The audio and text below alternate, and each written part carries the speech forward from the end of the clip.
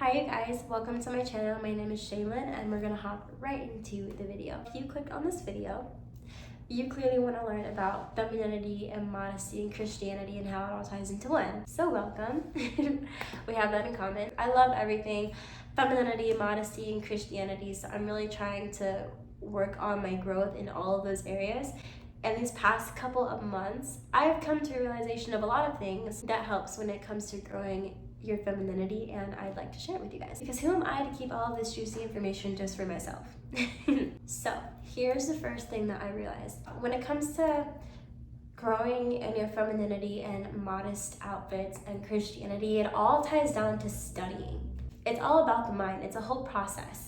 So how you could start is, of course, you could be watching this video right here. You can read articles. I would read articles on femininity, such as light femininity, dark femininity. I'd read the Bible. I plan to go through the Bible and study the godly women and learn about their characteristics, like what makes them feminine and godly at the same time, which I love. Because we're all working on becoming the feminine woman through Christ, so why not look at the godly women that really set example for us in the Bible? So just study what you want to learn, just like college or school. This also ties into my next realization, which is movies, specifically Disney movies. And even more specifically, the princess Disney movies. I'm talking, what was the first Disney princess movie? Cinderella? All the way to, I do not even know what the most recent one is. There are so many Disney movies and you need to watch them all. Because just like how Disney has each of those Disney princesses with a different personality, it comes different feminine character traits. And if you don't like Disney, you are missing out. For one, I love Disney. I'm a big Disney fan, so I will sit and watch a Disney princess movie and I would just keep watching them over and over again, and I realized that's a feminine woman. Disney did a really great job on capturing the princesses. The princesses are always, they're proper, they're put together, they hold themselves a certain way. Their personality, they're very kind, they're honest. So watch those princess movies, how they walk, how they speak, and that's gonna help you. The princesses in all these Disney movies are feminine. They're all feminine in many different ways. So if you did the studying, you did the research, and you were still figuring out this helped but not well enough, I need visual examples, watch Disney princess movies. The next realization that I came to is babysitting, taking care of children. Because as women, you are nurturers. I used to babysit and I never realized this until later. And now as a teacher for toddlers, I am nurturing these children every single day. I can just tell that it grew my feminine side, because women, they are naturally nurturers. And if you're doing that 24/7, you're in your feminine energy. You can try babysitting. You can be a caregiver for an hour or two. It will really help. And it also gives you a chance to act like the person that you want to be. If you want to be super feminine, put it to the test. Act feminine. How would you handle this situation in a feminine way, not a masculine way? Taking care of children really does put you in that nurture, feminine energy. You need to be in that energy, especially for little kids. You can't be masculine and logical when a child's crying because they got a little boo-boo. You gotta comfort them, say, are you okay? Give them a hug, say, kiss it, and it'll feel better.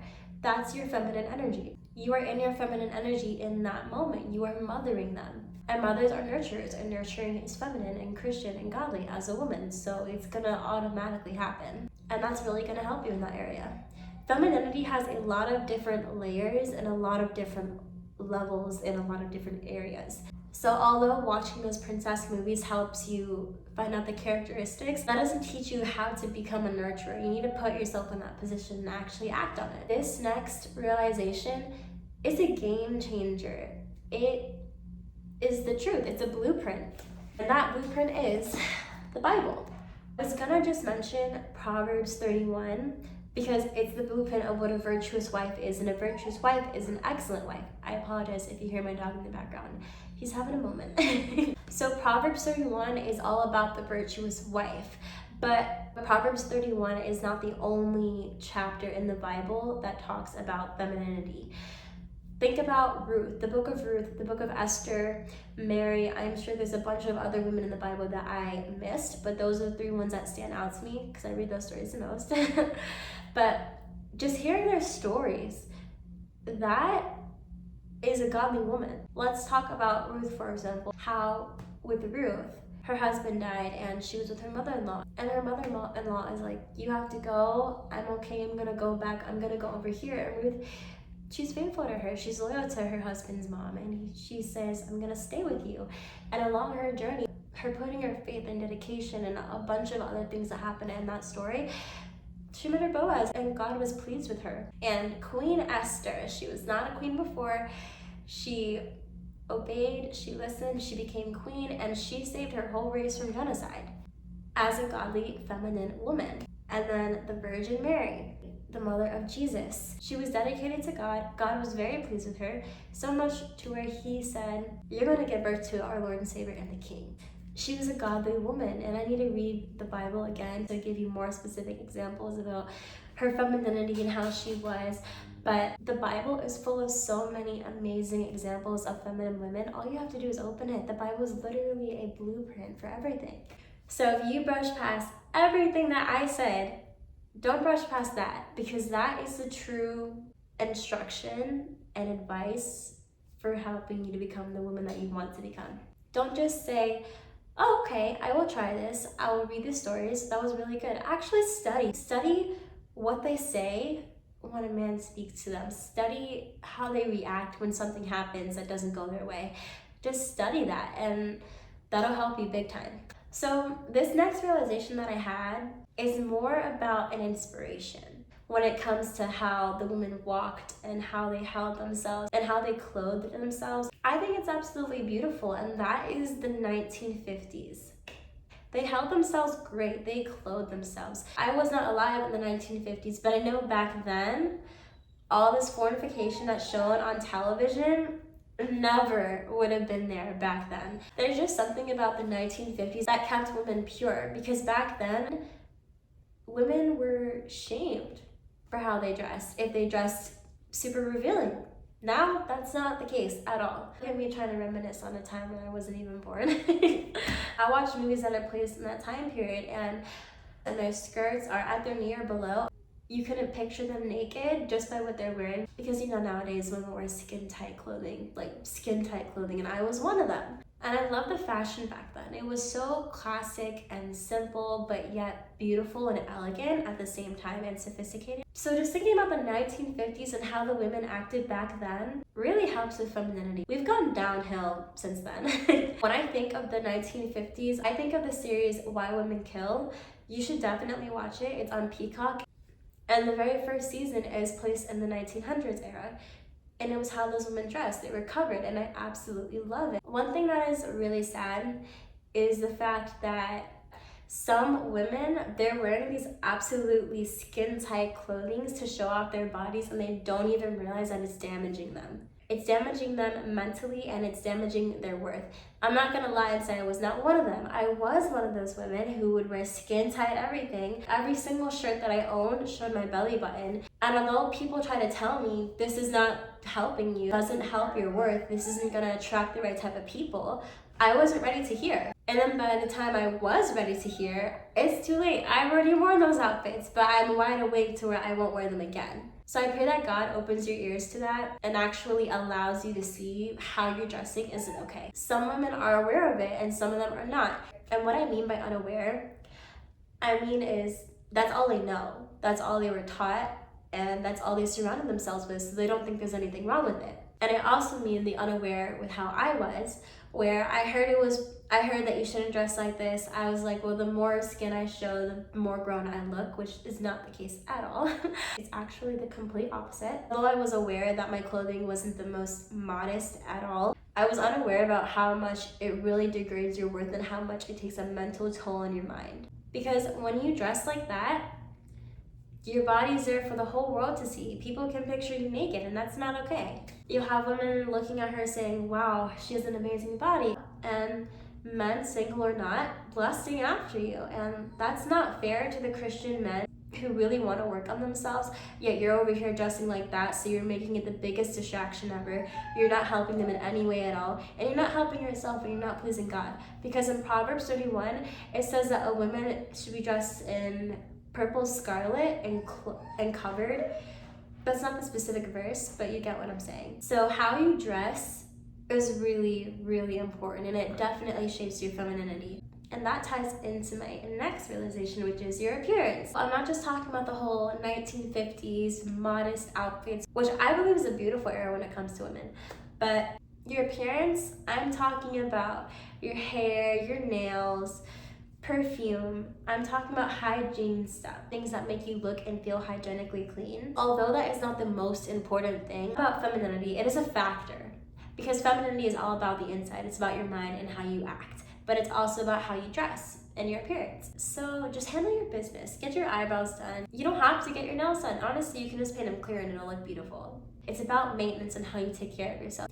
Because how you take care of yourself, that's how you perceive yourself. You perceive yourself as someone who is worth the maintenance, who's worth the time to be taken care of. And that's how a man will treat you. So you need to take care of your appearance. Just make sure your hair looks nice. Make sure it's put together. Try not to have flyaways. Easier said than done. Believe me, I know. Get a beautiful scented perfume. Don't get a scent because everyone else has a scent. Get something that works for you. Get something that goes with your aesthetic. I absolutely hate floral perfume. If it has a flower on it, or if a perfume person is like, oh, try this, it smells like flowers. No. I'm immediately shut off from that. I cannot stand flowery scents on me. It's not my preference.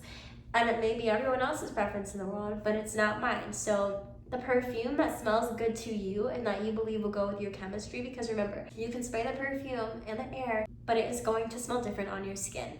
So whatever works for you, go with that. You know, you want to look good, you want to feel good, you want to smell good, right? Okay. Which also includes taking care of your health. Your body's a temple. What you put in it matters. You can put junk food in it 24/7, you messed up your health. You gotta start back from day one and work your way back up. But we need to treat our bodies like it is the only body we're ever gonna get, because it is. So put lotion on. I don't care if you don't get ashy, put lotion on. Take care of your teeth, go to the gym, protect your hair, because it's the only body you're going to get. After this, it's heaven. While you're here on earth, make the best of it, make the most of it. God gave you the specific body for a reason, so use it to glorify Him. Also, you are God's child. We are daughters of the Most High. We are princesses. We're literally royalty. We need to act like it. We need to dress like it. We need to see ourselves as that. Let's go back to Proverbs 31. An excellent woman, who can find her? For her worth is far above rubies. You see how highly women are thought of? Far more precious than rubies. Priceless. We're the prize. A man who finds a wife finds a good thing. We are the prize. So why would you downgrade yourself? Why would you decrease your own worth because you're showing off what's supposed to be kept hidden? If the whole world can see how you look without any clothes on while you still have clothes, you're decreasing your worth. You're supposed to be covered. I believe I mentioned this in a past video I made about how when I was in middle school, I did not dress appropriately. As I mentioned before, I was walking home with my friends, and her big brother would walk her home every single day. And I don't know how this conversation came about. I feel like I was talking about a boy I liked, and he said, if a Jolly Rancher fell on the floor, would you want it with the wrapper or without the wrapper? I said, obviously with the wrapper. He said, well, there you go. Just like you want that with the wrapper, the men also want the women covered. They want them wrapped. I just rolled my eyes. I rolled my eyes when I heard that. Even though I heard it, I wasn't ready to hear it, but now I am. And I'm very grateful for that example. I won't forget it, and it really is the truth. You can be working on your mind and your character traits and being the nurturer, the mother, but if you are not working on your appearance and how you are clothing yourselves, you will never be to the best version of yourself, especially if you're wearing a bunch of revealing clothing. The last realization that I have when it comes to femininity is your tone and your grammar and how you speak. There's classy and then there's ghetto. There is slurring your words because you're talking so fast that you just want to get the thought out. I'm struggling with that. I feel like my mind is faster than my mouth, so I would just speak as fast as I can. And I'm either making no sense or I'm just slurring all my words. Communication is important. Your tone of speaking. You can speak super loud and aggressive, or you can speak soft and gentle. You can speak with slang words, or you cannot. I really hope you enjoyed this video. I hope it was helpful for you. And if you want to know more about femininity, modesty, and Christianity, go check out my podcast channel called The Girly and Godly Podcast, where I get into all of that, because that's what it's about, the Girly and the Godly Podcast. Although I will be incorporating this topic in some of my videos on this channel, I go extremely in depth with it on my podcast channel. So I really hope you enjoyed this. I hope this helped you, and feel free to thumbs up and subscribe. It's down there waiting for you. Bye.